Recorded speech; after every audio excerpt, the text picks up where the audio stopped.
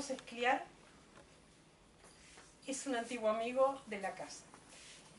Ya había venido a presentar sus anteriores libros, el Hablar con desconocidos, en un intercambio que se hizo con Eduardo Ruiz Sosa. Tú presentabas Anatomía de la Memoria, él presentaba Hablar con desconocidos. La idea es que hoy también esté presente Eduardo para presentar en esta oportunidad el libro Escribir tan solos, que es el libro del que nos viene a contar Carlos. Carlos es del 60, del año 60, de esta década que, bueno, que como estos libreros, por eso es que no solamente te sentimos cerca, porque es cruzar el charco, uno de Uruguay, otro del río de Argentina, y es ese río de la Plata que nos une, sino porque también nos une esa década que sentimos que también es una década fantástica. Eres investigador y eres un escritor que ha conmovido a muchos de los que estamos por aquí y que han pasado por aquí, que han ido como, estoy mirando a Carmen, como Paco que es de Cádiz y que periódicamente va poniendo tus textos. Perdona, es de Sabadell, ¿eh? Es de Sabadell, es catalán, pero vive en Cádiz. Pero vive en Cádiz. Sí. Que eso él lo tiene muy... Sí, muy asumido. Y por eso para nosotros es una alegría que estés hoy entre nosotros para hablar de escribir tan solos. Eduardo se sentía un poco indispuesto, sí. Pienso, o por lo que habló contigo hace unos minutos, que va a venir, pero necesitaba como recuperarse o tomar aire, sentirse un poco mejor porque, bueno, él viene de México, quizás haya estado un poco afectado, ya sea porque todavía no se ha acostumbrado al cambio horario o bueno, alguna cosa que del cariño que todos le tienen y que quieren estar, bueno, a veces tomando, comiendo, cosas que... Hola. ¿Qué tal? Así que si te parece, arrancamos con... Claro, yo cuento una cosilla y comenzamos. Sí. Primero agradecerles que estén aquí. Me han emocionado con Paco, que me escribe a diario y a mí me emocionan los escritos que Paco comparte. Muchas gracias. Muchas gracias. Me emocionan y me hacen vivir. Bueno, muy amable. Dicho esto, ¿ahora qué hago? Me encanta tener un libro de papel en las manos ahora. Perfecto. Tuyo, me encantará, seguro. Quiero comentarles que primero agradecerles mucho que estén aquí, que seguramente no me conocen, que vendrán porque la librería es un sitio de encuentro y me alegra mucho que así sea, que pasemos de lo virtual a lo real, que, bueno, que dediquemos un tiempo a la materia, a lo que es tangible, al roce, al tono de voz, a los gestos. Y disculparme, Eduardo me ha escrito a las 7 de la tarde, hora que nos íbamos a encontrar, que no se sentía nada bien, pero que llegaría sobre la hora, porque le pregunté si era porque no le había gustado el libro, pero me dijo que no era eso en principio, pero yo, si él se siente mal, no tengo mucho para remediar, así que pido disculpas en su nombre, aunque lo vamos a esperar. Quiero hacer una pequeña introducción, luego pasarles un audio y luego volver a algunos comentarios. Yo había tenido la ocasión en Barcelona, en principio, de publicar 2 pequeños libros, que eran libros de fragmentos poético-filosóficos, llamados uno No tienen prisa las palabras y el otro Hablar con desconocidos, con la editorial Candaya, unos amigos de hace mucho tiempo, de cuando no eran editores y eran profesores de instituto. Pero con el paso del tiempo mi escritura fue mutando un poco y el azar llevó a una editorial de Madrid llamada Mármara.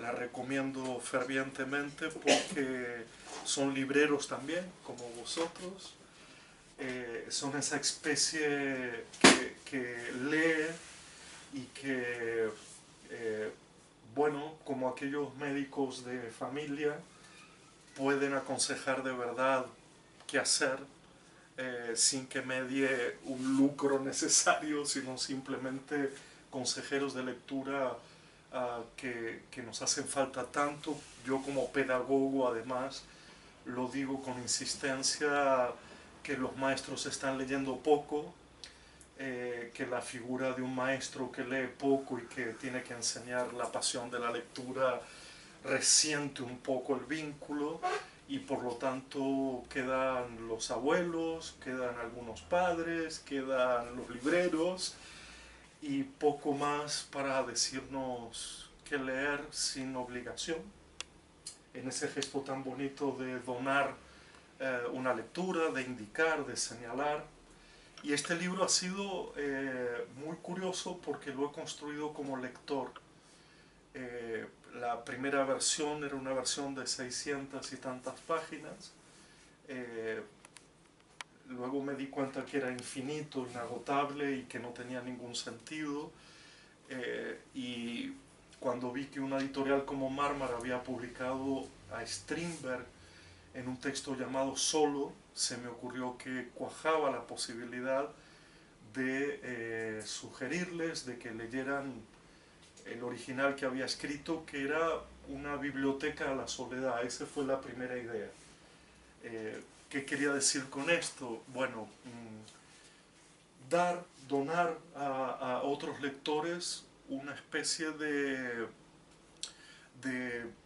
sector, de segmento de una biblioteca más general, donde se pudiera leer no de una forma ni psicológica ni sociológica la idea de la soledad, es decir, tratar básicamente de rescatar la soledad como virtud en una época en la cual la soledad es combatida de muchísimas maneras, ya sea con el barullo ciudadano, ya sea con la permanente conectividad, ya sea confundiendo la soledad con los solitarios, ya sean los programas de madrugada de las radios donde te obligan a no estar solo, y sin dejar de reconocer el profundo padecimiento que mucha gente tiene a propósito del estar solitario, de no haber elegido la soledad, contraponer a ello una virtud, quizás de otra época, quizá no tan nueva, pero sí anacrónica en esta época, que sería esa virtud de la soledad, sin la cual probablemente no existiría la literatura. Entonces, yo enseguida les voy a comentar un poco cómo fui creando esta biblioteca de la soledad. La anécdota es que cuando leyeron el libro, los de la editorial, me empezaron a sugerir más posibilidades, porque lo que hice fue reunir autores que en apariencia no se pueden reunir, que nunca verán reunidos en términos de clasificación literaria, pero que expresan una imagen de la soledad común. Entonces, solo para citar un ejemplo, yo he reunido en un capítulo al escritor turco Pamuk, al escritor argentino Julio Cortázar y al escritor chileno, catalán, mexicano Roberto Bolaño. No se pueden juntar.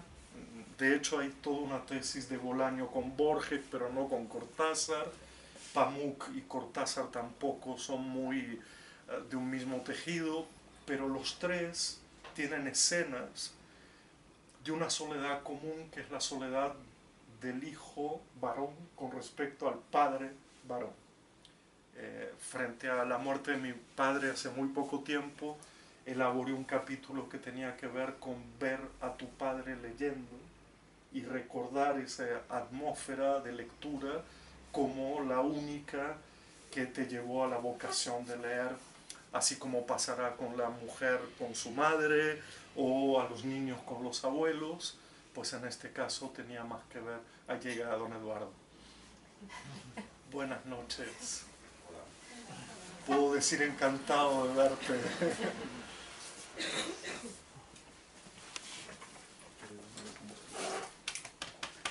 Muy bien, ¿tú? ¿Estás bien? Sí, fue una cosa así, momentánea. Hola María. Hola a todos, una disculpa por la tardanza. Tuve un percance extraño. Estoy haciendo una pequeña presentación íntima de dónde surge la idea. Pasaremos un audio de 5 minutos y te doy la palabra, si te parece bien. Sí, vale. Eduardo es homenajeado también en el libro,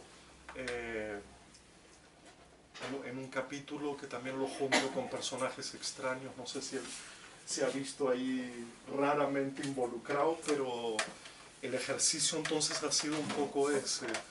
Leer un personaje que produce una imagen de soledad, recordar que había otro autor, otro libro que también producía esa imagen y empezar a juntarlos de una manera poco académica, yo diría, y justamente con esa intención de no ser académico. Es un texto para mí muy poético, exagerado, y cuento esta anécdota y ya me callo un poquito, que es que cuando estaba ya todo pronto y ya se había hecho la primera impresión, pasaron dos cosas. Una es que los editores me dijeron: nos olvidamos de algo importante, falta un capítulo sobre la soledad japonesa. Ustedes sabrán, hay una enorme cantidad de imágenes que se pueden tomar de una cierta soledad, no exactamente occidental, pero yo a esa altura ya no podía más y pensaba que ya me iba a hacer el harakiri probablemente si entrase en ese terreno. Y lo otro fue que cuando vimos ya el libro salido, hay una errata en la última página, en la última frase, que nos dolió muchísimo, pero nadie se dio cuenta. Yo la corrijo a mano cuando la gente se da cuenta. Ya verán ustedes, llegado el caso, pero es una errata muy significativa justo allí donde el libro dice adiós, ¿no? Podría haber sido adiós y eso sería una errata importante en el libro, pero en este caso era una palabra por otra que cambiaba para mí mucho el sentido. Hasta ahora no se ha notado demasiado, sin embargo yo cada vez que lo veo digo: joder, me hubiera gustado que quedase aquella palabra. Me prometieron que en la segunda edición lo harían. Eso lo hacen muy bien los editores, que saben que nunca llegamos a la segunda edición, así que está muy bien, está muy bien. Bueno, comparto con ustedes 5 minutos donde relato la travesía del libro. Es parte del libro, lo he tomado de fragmentos del libro, lo compusimos para hacer un book trailer o thriller, o depende de terror o qué. Y al final pensamos que era mejor dejar el audio solo. Todo es solo aquí, todo es soledad, así que les dejo el audio para escuchar.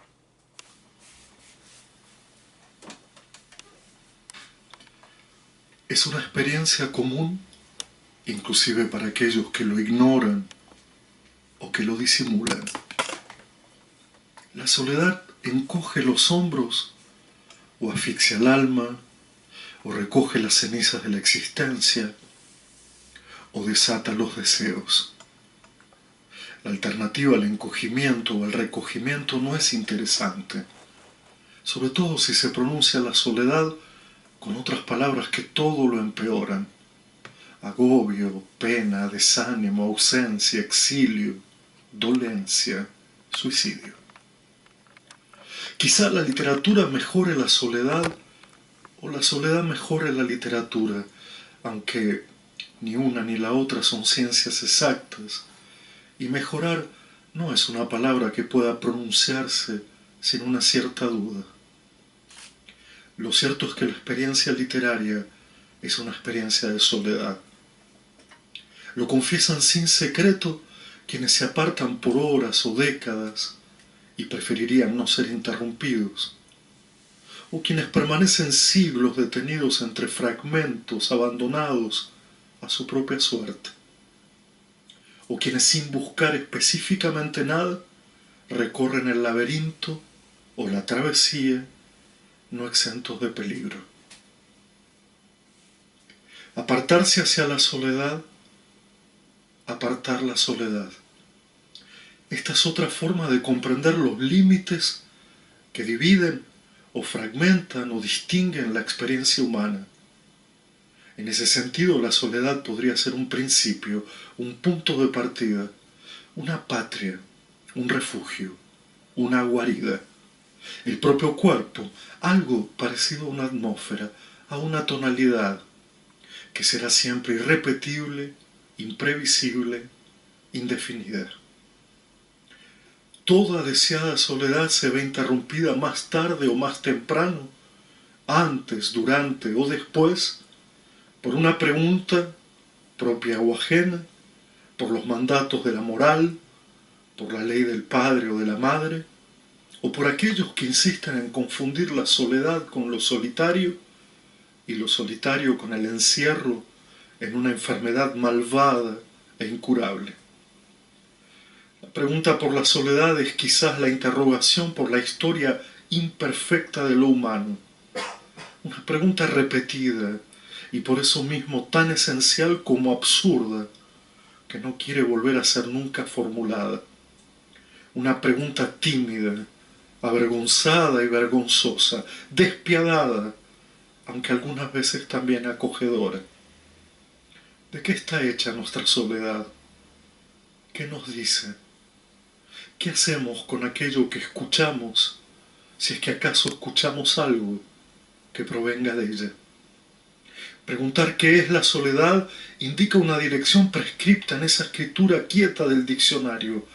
Significa estar solo sin acompañamiento de una persona u otra cosa. Puede tener origen en diferentes causas, como la propia elección del individuo, una enfermedad contagiosa o hábitos socialmente distraídos. La causa de la soledad, así, en esta lectura errática, alfabética, solo sugiere una elección del individuo próxima a la enfermedad, a la distracción, al desnorte. Cambiaremos la pregunta. No se trataría de una disputa acerca de qué es o qué significa la soledad, sino más bien de qué hay en ella. Si así fuera, habría que intentar mostrar sus voces, sus letras, esas marcas sonoras y sordas que recorren extrañas biografías, que atraviesan la sedimentación rocosa de la vida y que demarcan los estallidos, los silencios, los abatimientos, las colisiones, los secretos, las rebeliones, los gemidos de la piel. Voces y escrituras que dirían que sin la soledad no hay escritura.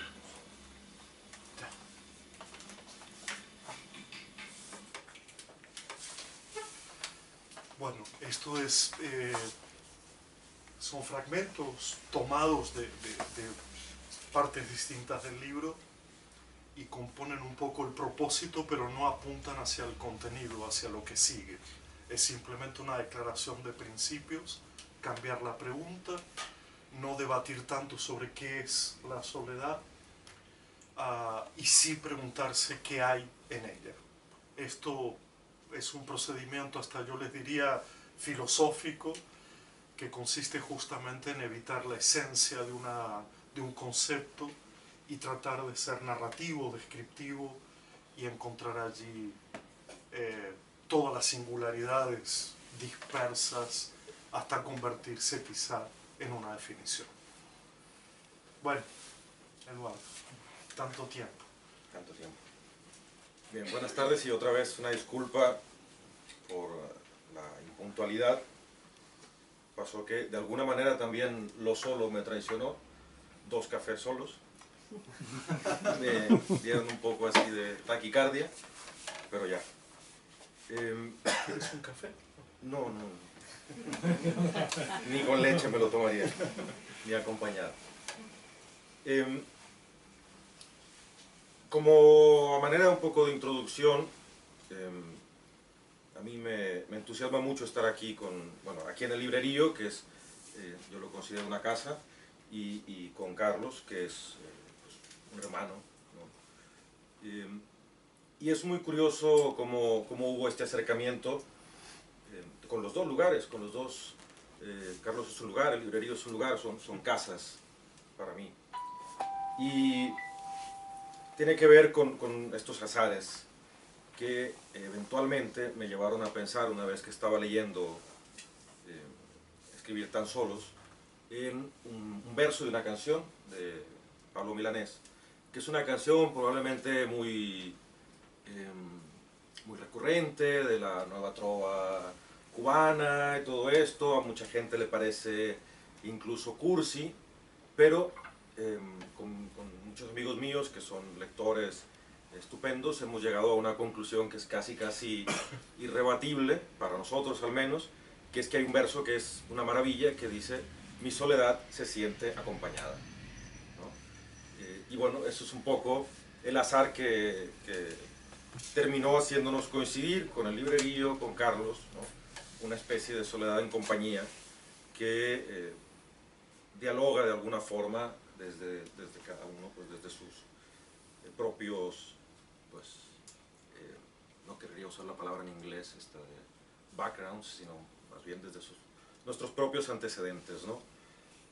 Escribir tan solos es un libro que causa una extrañeza si ustedes ya han leído algo de Carlos Escliar anteriormente, porque al menos en lo que se consigue de forma más o menos habitual en el mercado editorial español, No tienen prisa las palabras, que es del 2011, y Hablar con desconocidos, 2014, ¿no? Que son libros muy fragmentarios. Yo recuerdo que cuando conocí a Carlos en una reunión, fue un 9 de mayo, en la Universidad Pompeu Fabra. ¿A qué hora fue eso? No sé, algo. Habían nacido unos patos en el Bellusec de Cerdañola. Y bueno, nos conocimos ahí, hablamos un poco, me invitó a su presentación, que eran unos días más adelante, con una cordialidad que a mí me pareció inusual, pero porque yo siempre tomo la cordialidad como algo inusual, no debería, tal vez. Y bueno, pues estuvimos hablando, en realidad muy poco hablamos. Cuando iba de vuelta a casa en el tren, me puse a buscar en la página de Candaya, pues, su libro y de qué trataba. Casualmente, por todos estos azares, ¿no?, que acompañan a las soledades, yo en aquel momento estaba escribiendo una tesis de doctorado en un programa de doctorado de Filología Española en la Autónoma de Barcelona, que eventualmente nunca terminé. Abandoné y está solo por ahí, ¿no? Y el tema de la tesis, bueno, la literatura en la cual me centraba era la escritura fragmentaria, cuadernos de notas, aforismos, diarios, pero sobre todo esa escritura que es como la escritura constante, la escritura iterativa, la escritura que se sucede, digamos, de manera casi automática día a día, ¿no?, en la vida de muchísimos escritores, y en algunos casos se ha llegado a publicar, ¿no? Hay grandísimos exponentes, aquí hay Lichtenberg, por ejemplo, y por eso cuando vi que estaba yo ahí en ese capítulo con Lichtenberg dije, mira, qué cosa. Pero bueno, Paul Valéry y muchísima gente, ¿no? Había en algún momento, en la primera conversación que tuvimos Carlos y yo, una especie de atisbo a algo en común, y fueron dos nombres propios. Uno de ellos también está aquí, fue Juan Ros, uno, y el otro fue Porquia. Y en ese momento yo estaba con Porquia, sobre todo con Porquia, metido entre ceja y ceja, que es una cosa maravillosa. Y cuando vi el libro y vi esa escritura fragmentaria, dije, oh, de aquí soy, ¿no? Entonces fui a la presentación, ya nos empezamos a tratar más. Después tuve la fortuna, y yo lo considero es una gran fortuna, de haber comentado aquí mismo, No tienen prisa las palabras, y en Vilafranca, hablar, bueno, no, Al revés. al revés. Aquí fue hablar con desconocidos. desconocidos y después me tocó invertirlo en Vilafranca en una presentación allá con los dos libros. Me tocó presentar No tienen prisa las palabras. Pero escribir tan solos es distinto. Creo que yo me había habituado a esa prosa, yo la había llamado así en una reseña que escribí, que era como un respiro. Cada texto era como un respiro hondo, de esos que no me dejaba dar el café solo.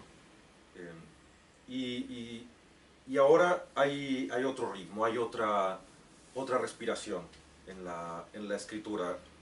Escribir tan solos es yo no diría que es un largo ensayo, es un largo soliloquio, en todo caso, ¿no? Y me interesó mucho al principio cuando Carlos habla de esta pregunta, ¿no? De cambiar la pregunta, ¿no? No es decir qué es la soledad, sino qué hay en la soledad. Me quedé pensando un montón, porque eventualmente la idea que me quedó al leer el libro no es qué es la soledad, sino quién está solo y cómo está solo. Y en este caso, los escritores que recorre la prosa de escribir tan solos son esos individuos, ¿no? Soledad es una cosa fenoménica, es un concepto, es muy amplio, es muy complejo de definir, es inasible por sí solo. A los que han leído un poco de filosofía les sonará mucho el término, ¿no? de aquello que es fenómeno, que en sí solo es y sucede, pero que solo podemos asir cuando le sucede a alguien, o le sucede a algo, o sucede en un lugar o contexto determinado. Es decir, el amor no es el amor, es el que ama. Y esto lo dice otro de los que están aquí, que es Cortázar, ¿no? Y lo dice no solo con emociones, ¿no? Un puente no es un puente, sino es alguien que cruza un puente, ¿no? El puente solo no sirve. Entonces empecé a leer el libro, me di cuenta más o menos hacia el segundo capítulo de que me aparecía esta imagen, y empecé a leerlo así, es cómo está sola Clarice Lispector, cómo está sola Nell Leyson. Y claro, están solos con una soledad acompañada. No pueden estar en soledad llanamente, ¿no?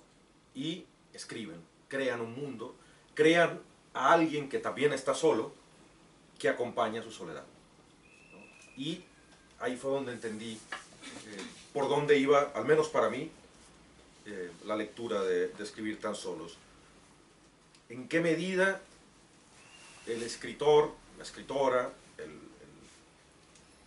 para utilizar el término de Nottebohm, que es otro de los grandes que está aquí, que además, como un paréntesis breve, uno puede encontrar aquí un índice de autores entrañables, conocidos, o puede descubrir autores que si bien no son jóvenes, ¿no? Como Nell Leyson, por ejemplo, sí son poco conocidos. Hay 2 libros traducidos al castellano, es una autora espectacular.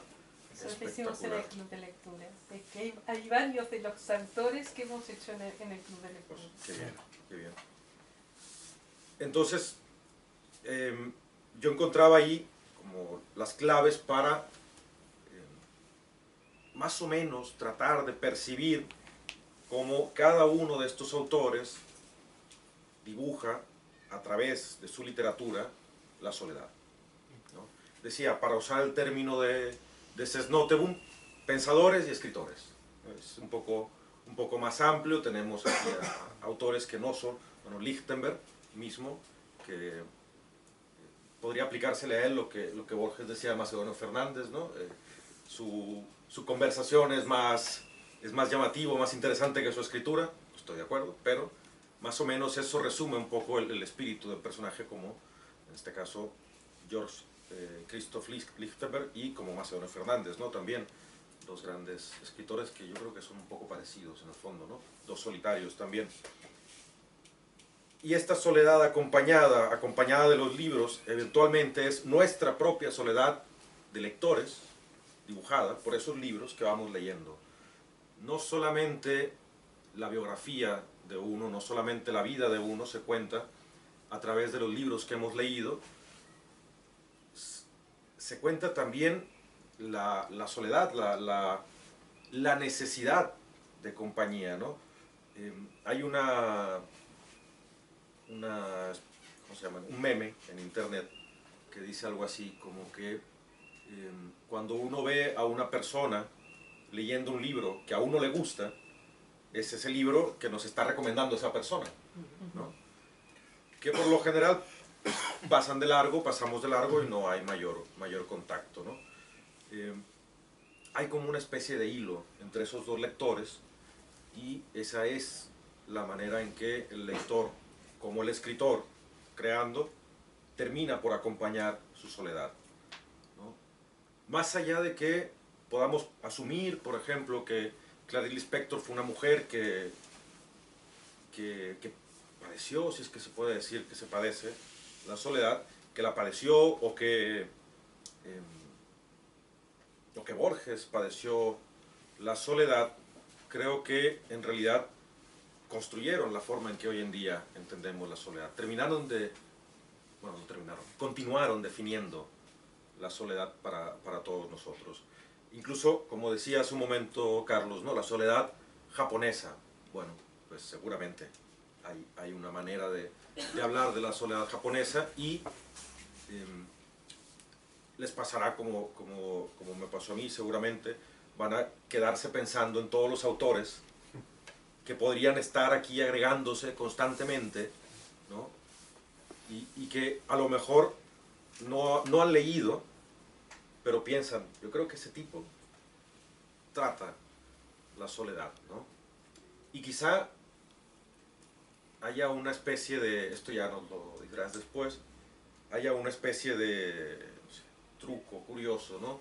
En sembrar algunos de estos escritores, por ejemplo Juan Ros, sin Porquia, pero no es posible Juan Ros sin Porquia. Está Juan Ros ahí y está Porquia, evidentemente, y uno termina encadenando estas soledades, casi como diría Góngora, ¿no? Una tras otra, todas estas soledades, hasta que, bueno, en compañía, me puse a pensar en una anécdota, en un breve fragmento que Bolaño, otro de los que está aquí, cuenta en Los Detectives Salvajes, relacionado con aquellos campings míticos en los que Bolaño trabajaba, ¿no? En la novela, pues Arturo Belano, cuando recién llega a estas tierras, pues trabaja en un camping y demás, y un día pues alguien le cuenta una historia y él la convierte en un cuento, y en la novela cuenta el cuento. Y tenía que ver con un tipo que va por ahí por el bosque que está cerca del camping y se encuentra con un montón, entre otras cosas, con un montón de gallegos.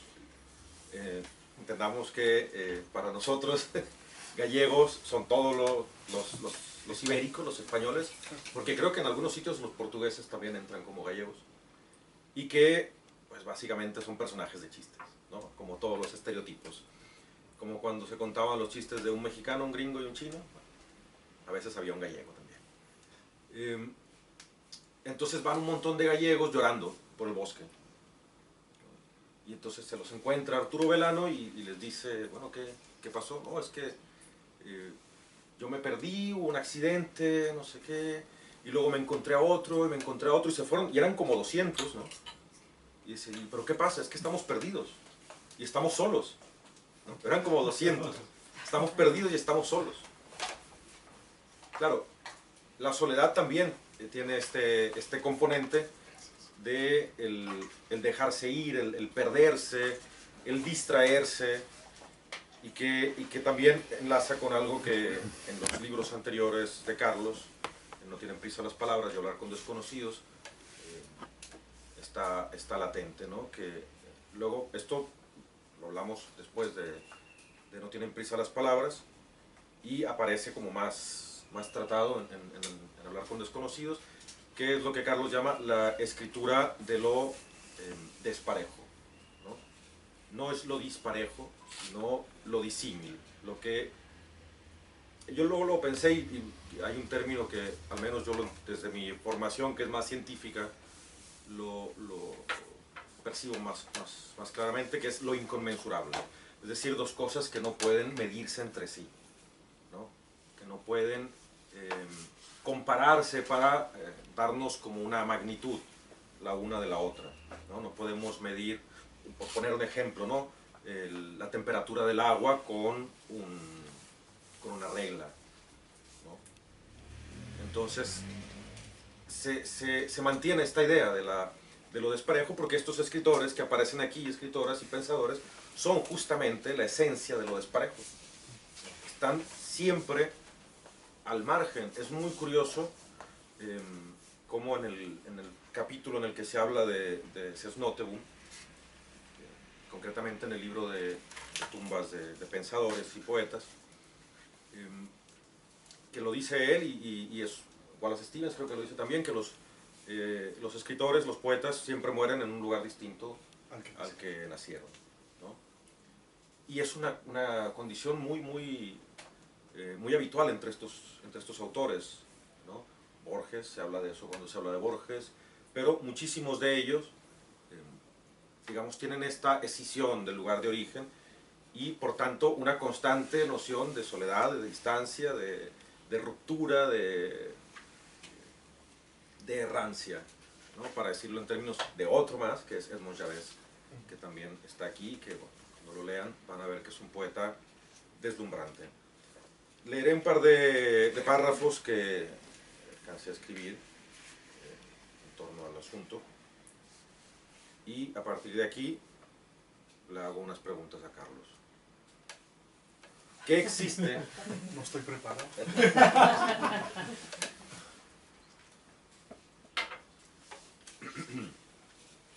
¿Qué existe en el arrobo de la soledad que parece beneficiar a la reflexión y el autoconocimiento?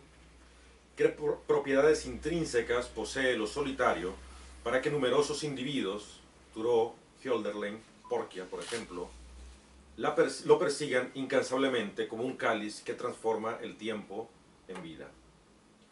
Leyendo Escribir tan solos, de Carlos Escliar, es posible aproximarse a algunas respuestas. Y digo aproximarse porque la soledad, como el amor, la memoria, el hambre, el sueño, por decir algunos ejemplos, son fenómenos a los que solamente podemos acercarnos, tímidos, siempre con timidez, porque asirlos, como pasa con los pájaros y las mariposas, equivale a destruirlos. Toda escritura es el desarrollo de un método, de un instrumento de observación que nos ayudará en esa posible aproximación. El instrumento de observación que Carlos nos propone aquí para percibir la soledad, para tratar de tocar el borde quemante de la soledad, son los autores que visita, ¿no? Con los cuales conversa. Es a través de ellos que podemos acercarnos un poco, no ya a la soledad de ellos, no ya a la soledad de los personajes, sino a la soledad de todos, como esos 200 gallegos que iban juntos, pero que estaban solos, ¿no? Pues bien, Muchas gracias. ahora pues tendrás que responder algunas preguntas, leer algún fragmento, ¿no? Aquí están las preguntas que te traje.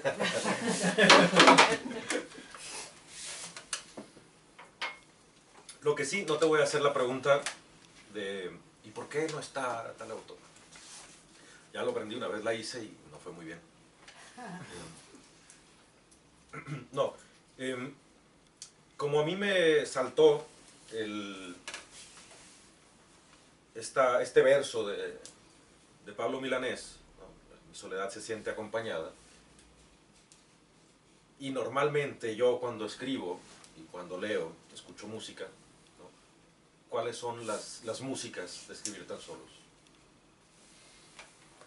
En un lugar muy distante de la casa, un piano, siempre, pero muy distante, tiene que ser casi imperceptible. De todas formas, el método, tú hablaste de un método y yo estoy completamente de acuerdo. Esto no es el azar de, mira, aquí está Juan Ros y aquí está no sé quién y a ver qué pasa si los ponemos juntos, ¿no? hay algo de una química que experimenté, que probé, que leí en voz alta, que discutí con mi padre cuando aún vivía, que leí en voz alta delante de un cierto público, que viene de algunas reseñas, como por ejemplo la que hice para tu libro, y que yo me daba cuenta que con el paso del tiempo lo único que veía en todos los libros era o la soledad o los personajes solitarios y una cierta obsesión. Evidentemente empezó a ocurrir, y para que esa obsesión no se transformara en obscenidad, que me parece que es una distinción que a veces no hacemos. Ustedes saben que todos tenemos por periodos, y supongo que con tu libro, con Anatomía de la Memoria, desde ya hay una encerrona, hay un momento en el cual solo eso es lo que... Sí. Solo eso es el mundo, no hay otra cosa, no hay exterioridad. Cuando un tema, una cuestión, una pregunta se te vuelve tan interioridad, el único método es no convertirlo en una obscenidad y creer que el mundo tiene que ser así o tiene que funcionar de esa manera. La música ha sido básicamente el piano de fondo y una escalera, el ruido de una escalera al cual yo subía y bajaba en casa, en la biblioteca, buscando aquellos libros, y esto fue parte del método. No fui a buscar libros que hablaran sobre la soledad, sino a recordar donde yo había leído ciertas cosas que retrataban la soledad. Por lo tanto, era bajar y subir libros, y eso constituyó como una música muy particular. Y formando parte de ese método, algo que yo jamás había hecho en mi vida, y que la tomé de Peter Handke, si era posible leer algo, supongamos leer un poema de Juan Ros, e inmediatamente reaccionar con el lenguaje. Por lo tanto, si hubo un método, fue escribir como reacción todo el tiempo. A lo que leía reaccionaba con el lenguaje, no me iba de allí hasta que algo reaccionara. Y entonces déjame hacer solo una pequeña mención. El primer capítulo, que es para mí el más extravagante de todos, porque junta a Rimbaud, a Juan Ros y a Herzog, y ya me hubieran expulsado de varias universidades y de varias conferencias y tales. ¿Cómo usted ha hecho una cosa así? Si ustedes lo piensan desde el punto de vista del texto que uno lee allí, Rimbaud, autor de aquella famosa frase, yo, otro, yo, coma, otro, a lo cual Juan Ros podría contestarle, si nadie me piensa, me moriría, a lo cual Herzog, en el libro Caminando sobre el hielo, diría, para llegar a pensarte necesito moverme, necesito caminar a tu encuentro y quizás te salve. Es esto. Esta es la historia que yo cuento. Yo no cuento ni quién es Juan Ros, ni quién es Rimbaud, ni quién es Herzog. No me interesan las filiaciones literarias en este caso. Entonces, cada capítulo hilvana una historia nueva de autores que no forman parte de ninguna escuela, ni que nadie los ha reunido en lo común. Tal vez Rimbaud y Juan Ros se puedan juntar a partir de una cierta forma de poesía, pero es que Herzog es totalmente extraño a esta relación. Pero deja de ser extraño en mi lectura. Y eso es lo que quiero apuntar como algo que para mí ha sido fundamental. Yo he escrito este libro como lector, no como escritor. Y creo, como académico. Y mucho menos como académico, aunque lo soy, claro, y vivo de ello.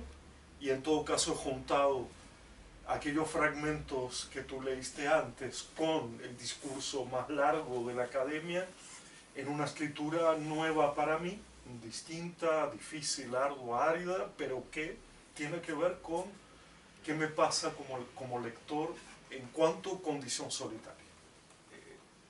Esta fue mi música, y te repito que hay algo que quizá sirva a otra gente,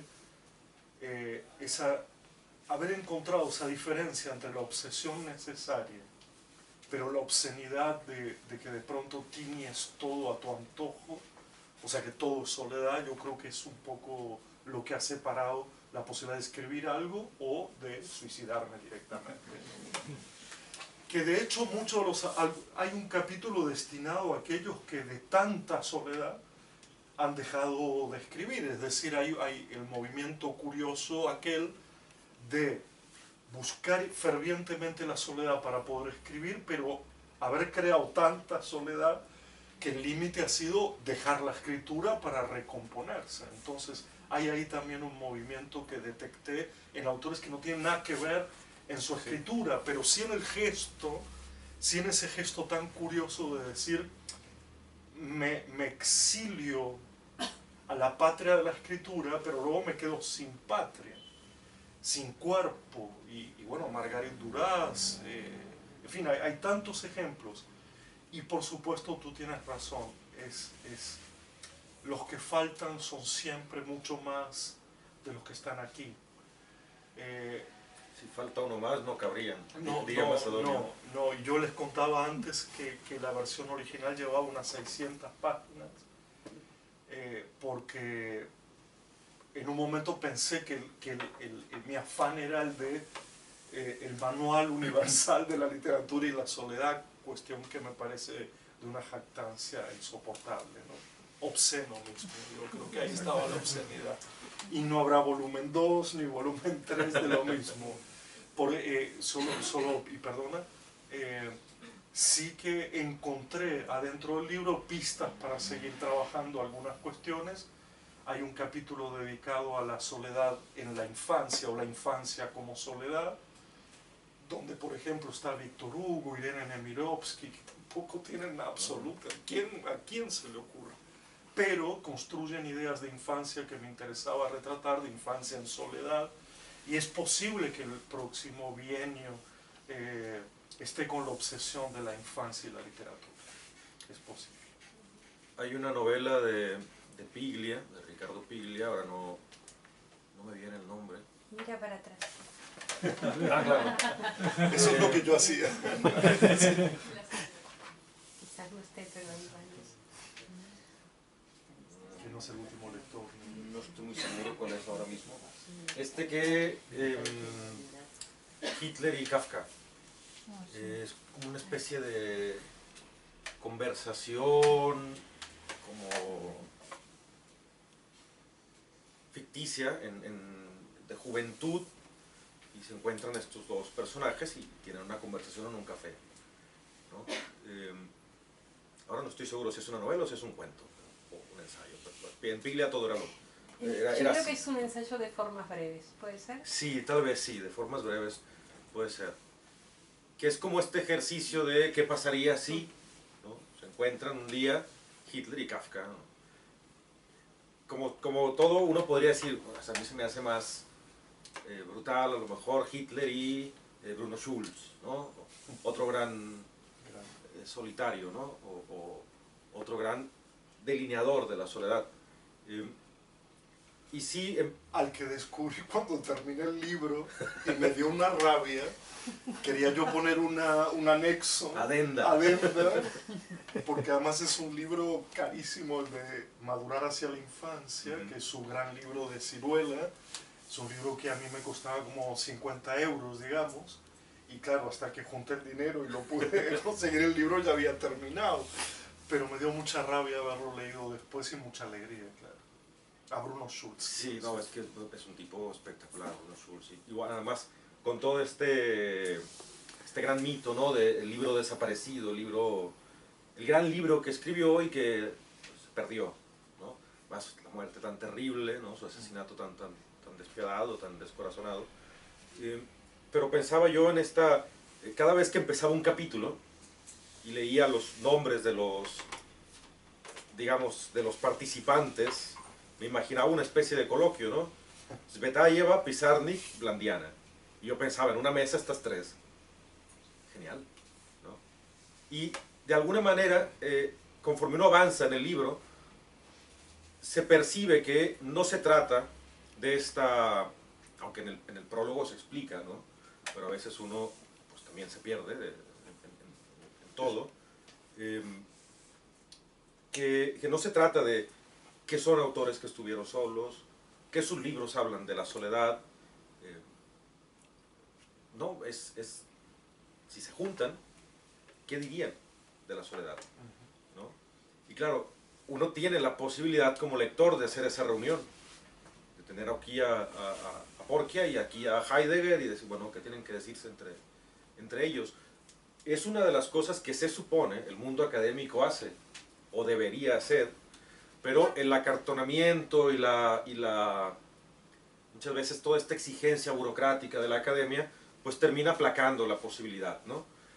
Hay textos académicos que son maravillosos, pero hay una gran producción constante que se salta la posibilidad de ese diálogo, ¿no?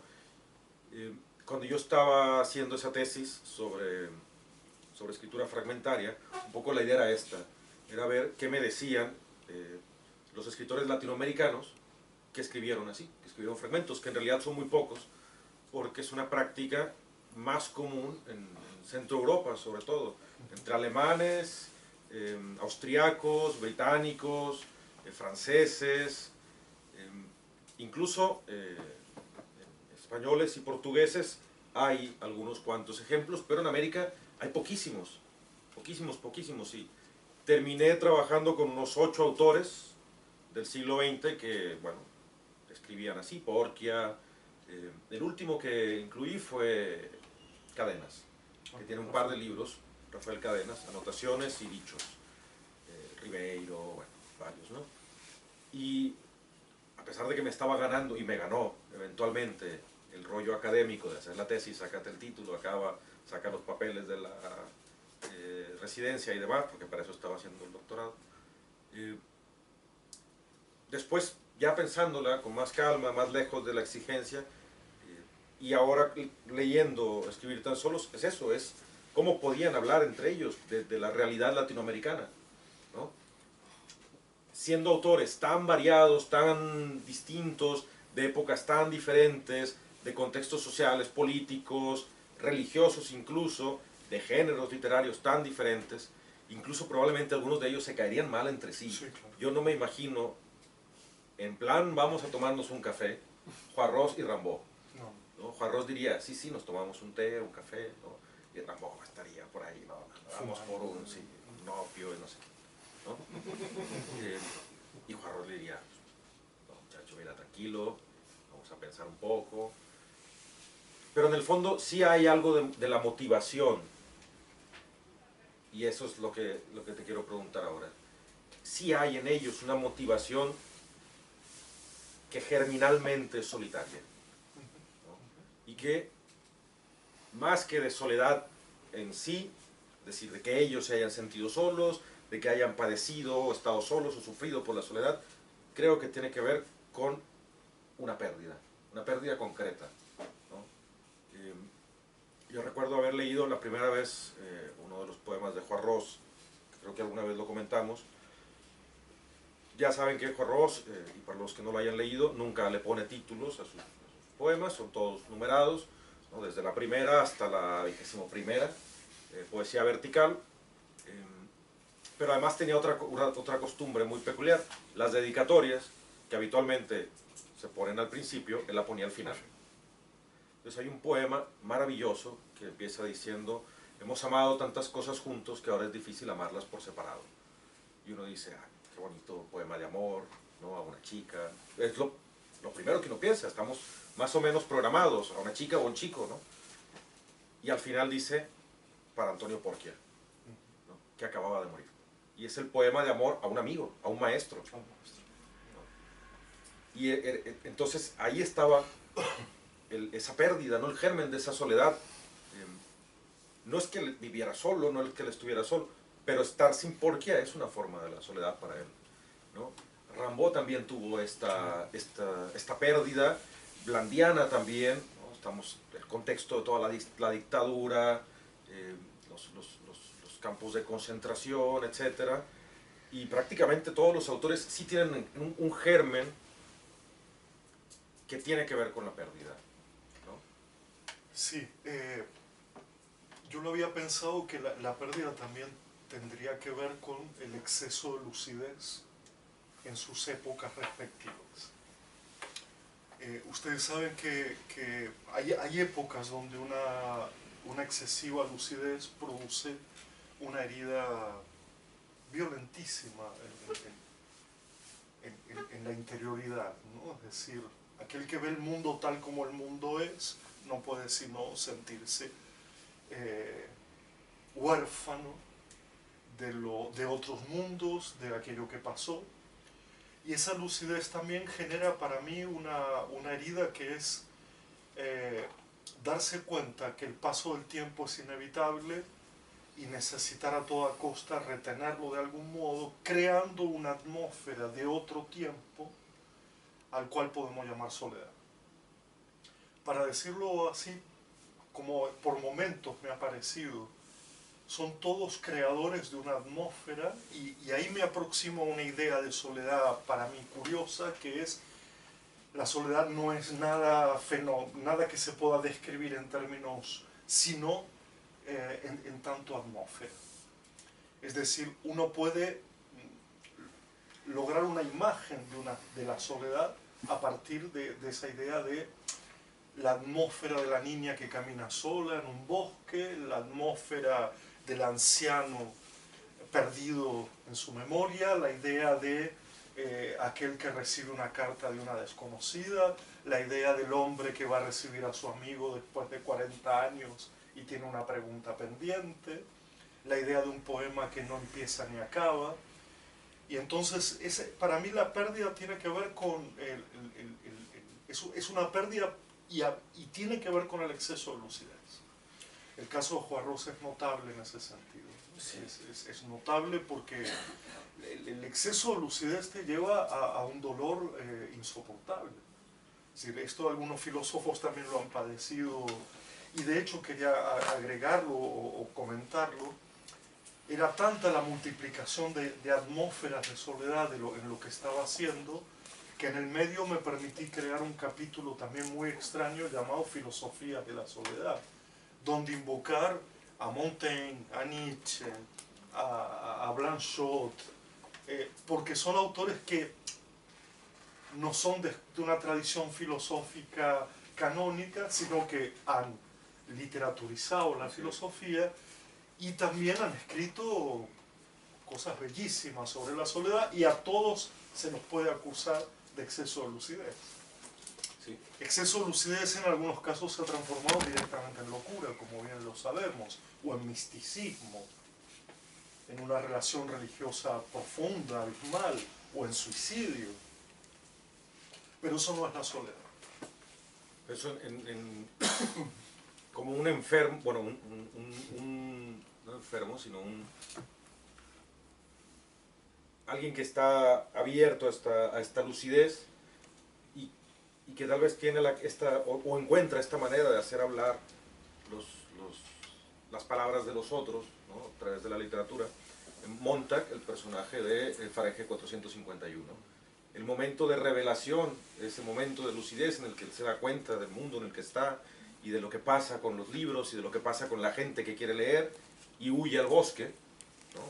A un mundo salvaje en apariencia donde los libros hablan entre sí, ¿no? Por ahí va el Quijote, por ahí va Crimen y Castigo, por ahí va Macbeth, ¿no? Y bueno, esto es un poco ese bosque, ¿no? Escribir tan solos es ese bosque en el que uno siempre piensa qué libro sería yo, qué libro me llevaría yo, ¿no? Y quizá la pregunta más interesante sería qué libros me gustaría escuchar, con qué libros me gustaría sentarme a la mesa, ¿no? Y yo creo que eso es un poco una de las tantas intenciones de escribir tan solos, que Carlos, que no se quedó con la idea de vamos a tomar un café, vamos a hacer una gran fiesta, porque son un montón de escritores. Una de las cosas que es importante tomar en cuenta es que el libro no sigue un orden estricto en tanto se hable de un autor y deje de hablarse de él, ¿no? Estos vínculos entre los autores, estas atmósferas, ¿sí? se traslapan, se encuentran. Si en el primer capítulo vemos Juan Ros, Herzog y Rimbaud, no quiere decir que después no van a aparecer más, ¿no? Que no hay sino solamente un vínculo entre ellos, ¿no? Incluso hay autores que también son parte de esta familia o de este contingente solitario y que no están en los capítulos, ¿no? Que no tienen un capítulo dedicado, sino que aparecen ahí como consortes de la soledad, ¿no? Como acompañando estas soledades, ¿no?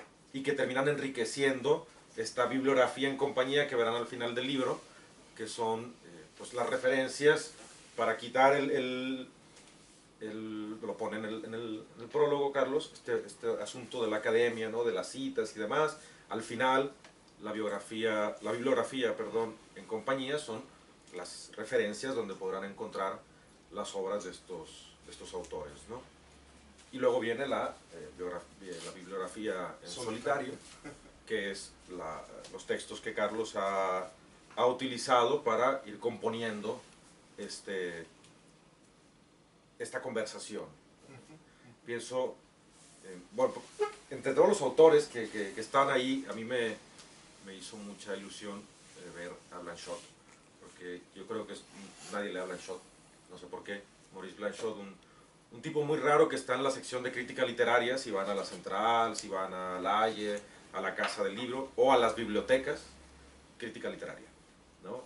Pero así como en plan, especialistas, no, es un tipo con una filosofía de la literatura exquisita, con un ritmo de prosa, un gran lector de poesía, es increíble Blanchot. Y tiene un libro maravilloso, gigantesco, que no sé si podría decir que es su gran libro, pero al menos es el más extenso y se llama justamente La conversación infinita, ¿no? Como yo considero que casi nadie lee a Blanchot, ¿no? Sospecharía, sin muchas posibilidades de equivocarme, que tú tenías que ser uno de los que leyera Blanchot. Me alegró mucho que estuviera y también me llevó a pensar en esto, una conversación infinita o continua, ¿no? Que ya en el final se abre, se ofrece y bueno, cada uno tendrá que buscar esas palabras de la soledad o esas palabras que nos ayudan a darle un cuerpo, encontrarle, construirle, descubrirle un cuerpo a la soledad como este espacio, esta atmósfera en la que estamos viviendo. Muchas gracias, Carlos. Y bueno, yo creo que al final yo quisiera terminar con esto, que al final Eduardo marca algo que para mí fue fundamental, que es si hacía un libro generoso o hacía un libro mezquino. Ustedes, bueno, probablemente esta no sea una definición ni una decisión literaria, pero en un momento pensé, si este pedagogo que soy, de profesión, maestro,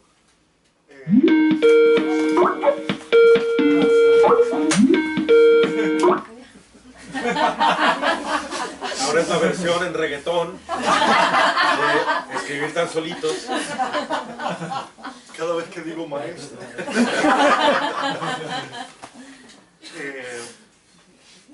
De donar una biblioteca, ese es el gesto de generosidad, donar una biblioteca, pero así como lo pienso para un maestro, para una maestra, que la mano luego no se note, que no soy yo el que está donando, que mi nombre se borre y que a partir de esa biblioteca donada cada uno construya la suya propia, la añada, le quite, le multiplique, porque seguramente como lectores solitarios, buscando esa atmósfera de soledad para poder leer, tendremos mucho para construir al margen de lo que yo he intentado, que termina diciendo una biblioteca siempre incompleta, ¿no? Y una biblioteca siempre incompleta. La soledad es esto y lo otro, y una biblioteca siempre incompleta. Ese fue el gesto que me decidió al final y por el cual pensé que podía ser un libro, porque yo no sé, Eduardo, pero yo jamás escribo para libro. El libro lo encuentro algunas veces, porque después quedan archivos sin libro alguno, lo encuentro muy hacia el final, muy en relación a otras cuestiones que no son mi propia escritura. Y por lo tanto encontré el libro muy al final, dejándolo en abierto en ese gesto que yo creí generoso de aquí está y que sea un libro que entre en una biblioteca, en un lugar inclasificable y ver cómo irradia en la vida de otras bibliotecas otros libros a disposición. ¿Sabes? Nada, yo hasta aquí creo que... O si alguien tiene alguna pregunta o alguna respuesta inclusive. Sí, estaría muy bien. Algo que comentar, aprovechando que, bueno. No hemos leído el libro aún, supongo. No sé si, Es verdad. no sé si dijiste, Carlos, los autores que hay, pero por si les suenan, les digo, ¿sí? Los autores de Vamos los que... a tomar lista, digamos. Sí, vamos a pasar lista. El primer capítulo, Rimbaud, Juarros y Herzog, como decía ya Carlos. El segundo capítulo son Coetzee, escritor sudafricano, y Notteboom, escritor holandés. Nell Leyson en el tercer capítulo, junto a Clarice Lispector y Marguerite Duras. Ivan Klima y Boumil Raval en el cuarto capítulo. Pessoa y Pavese, que además es un sonido muy curioso. Dilo al revés y vas a ver que no. Pavese, es cierto, Pavese, Pessoa. Pavese, Pessoa. Sí, no, Pessoa, Pavese. Incluso como si se trabara. Este es uno de sus matrimonios extraños, o en este caso trío, o triángulo amoroso extraño, Cortázar, Bolaño y Pamuk. Orhan Pamuk, el escritor turco. Marina Tsvetaeva, Pizarnik y Blandiana, para mí quizás las que estarían más cómodas en la mesa, hablando entre ellas. Ruiz Sosa, presente. Lichtenberg y Philip Roth. Montaigne, Nietzsche, Blanchot, Deleuze. En el décimo, Sandor Márai, Stefan Zweig y Dino Buzzati. En el 11, Larina y Merini, otra... Larina y Merini. Larina y Merini. En el 12, este también es uno de estos raros, Stanislav Lem y Marguerite Yourcenar. Debería prohibirse hacer ese capítulo. En el 13, Manuel de Barros, Víctor Hugo, Proust, Dagerman e Irene Nemirovsky. En el 14, que es el final, Bachmann, Bernard y René Char.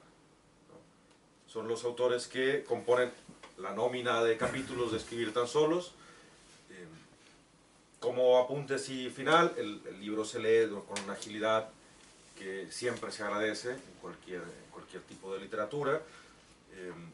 A veces me pasó, voy a seguir, uy, se acabó, voy a regresar, voy a volver a leerlo porque quiero pescarle un poco más, ¿no?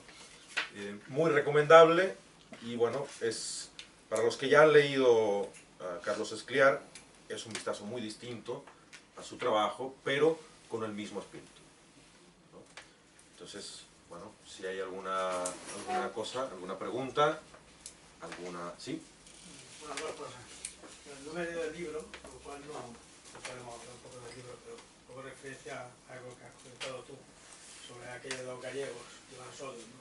Hay un libro de José Ovejero que se llama Mujeres que viajan solas, que hace un poco la soledad de género, porque pueden ir 20 mujeres de viaje, pero si no va un hombre les dicen, hemos ido solas. O sea, como, si van con un hombre parece que van acompañadas, ¿no?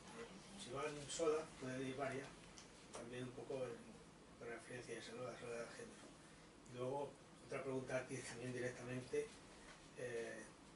Has comentado que estaba haciendo la tesis doctoral para conseguir la residencia. ¿No acabaste la tesis? Y luego me casé, entonces ya no necesitaba. Se postdoctoró. Directo al postdoctorado. Sí, claro. No estaría mal saber cuántos residentes españoles hay con tesis doctorales diferentes. Diversas. No creo que haya muchos, es una cosa que no... Ya está, simplemente eso. Bueno, pasó hace menos de un año este terrible caso en Argentina, en el cual dos chicas fueron asesinadas y se dijo esto, es que iban solas, ¿no? Solas sin un varón, ¿no? Es decir, la mujer no. ¿Y qué hacían a las 2 de la mañana solas en la calle? Fue terrible, ¿no? Porque perdón Eduardo, pero la víctima tiene que justificarse. Y a mí me parece horroroso. Hemos llegado al punto en el cual el que es asesinado tiene que justificar por qué estaba andando sola a tal hora de la noche. Es un testigo absolutamente mudo de lo que ha pasado. Y en vez de juzgar al asesino, se juzga la atmósfera de soledad.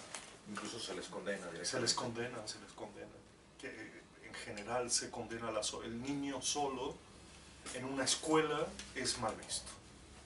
Y hasta puede ser medicado para evitar o sospechado de algún cuadro de TGD, de autismo, de desconexión. Es decir, es cosa seria, ¿no? Yo no lo he querido hacer desde otro ángulo, pero por supuesto que creo que si recuperásemos un poco la virtud de la soledad como generación, habría mucho que enseñar en esas atmósferas de apaciguamiento, de serenidad, de tranquilidad, de un mundo un poquito más calmo, incluso más lento, que creo que hace muchísima falta. No lo trabajo, las consecuencias políticas de la soledad, hay gente que lo está haciendo muy bien, muy bien. Hay una tesis en México de un argentino que trabaja la política de la soledad, en oposición a la política de la mentira o la política de la hiperpublicidad, pero yo no he querido ni he podido entrar en ello. Lo pienso, sí, claro, todo el tiempo estoy pensando cómo transmitir una idea de soledad que sea virtuosa, pero que no sea necesariamente burguesa, claro, porque yo puedo tomar aquí a Michel de Montaigne y decir, para Montaigne, la soledad era esa torre de cristal, de marfil, a donde él se iba a retirar a la soledad. Claro, bueno, el príncipe lo hará, pero estamos hablando de otra cosa, ¿verdad? De otra cosa. Bueno. Yo quería preguntar, apuntar una cosa que me ha gustado mucho. Gracias. Que has hablado de la conjunción, contrapuesta lo que acabas de decir ahora, del príncipe que se va a su torre de cristal para estar solo. ¿Qué es la soledad y la lucidez? Que has hablado de soledad y de lucidez. Que muchas veces la soledad provoca lucidez y la lucidez provoca soledad. ¿Este libro lo has escrito tú en muchos momentos de lucidez? Pregunto. Es difícil. De lucidez que te provoque soledad, No sé si me explico bien. Sí, claro, claro. Puede ser, pero yo creo que hubo más soledad que lucidez. Vale. Más trabajo que inspiración, o como habitualmente se dice, encontrado es como una historia de lector también, quiero decir, no es simplemente que en 2 años, porque sabes, hay ciertas escrituras que uno las escribe con toda su vida, y hay escrituras más del momento, tal vez las fragmentarias obedecían más a mi instante, pero esto yo creo que lo he escrito con toda mi vida. Desde pensar a mi padre siendo niño lector hasta llegar a yo mismo envejeciendo. Por lo tanto, yo no sé cuánta lucidez, pero sí te puedo decir que ha habido como una especie de ejercicio de la memoria y del recuerdo muy efectivo, muy de 6:30 a la mañana a 9:30 a la mañana, muy metódico, porque bueno, yo trabajo de otra cosa, como tantos de nosotros. No me he ganado el maravilloso premio, aquel que le ha permitido a Eduardo concluir una obra que de otra manera habría que ver si hubieras podido concluirla. Entonces, también vivo en esta época en la cual se interrumpe mi soledad. Y me la interrumpieron numerosas veces. Y hay que crear esas atmósferas un poco apartadas, sí. Tomando en cuenta que ese aislamiento no es indiferencia con el mundo, por supuesto. No es indiferencia. Pero hay una separación entre mundo y vida interesante para explorar allí, que uno se la viene planteando desde varios lugares, ¿no? Que es que mi vida no esté sujeta a esta suerte de mundo acelerado, por lo tanto yo le voy a plantear al mundo una suerte de fractura o de separación, y no conozco otra rebelión frente a un mundo como este que la soledad. Otros harán otras cosas, yo no conozco otra rebelión. Muchas gracias, Carlos. No, muchas gracias a ustedes y a Eduardo sobre todo.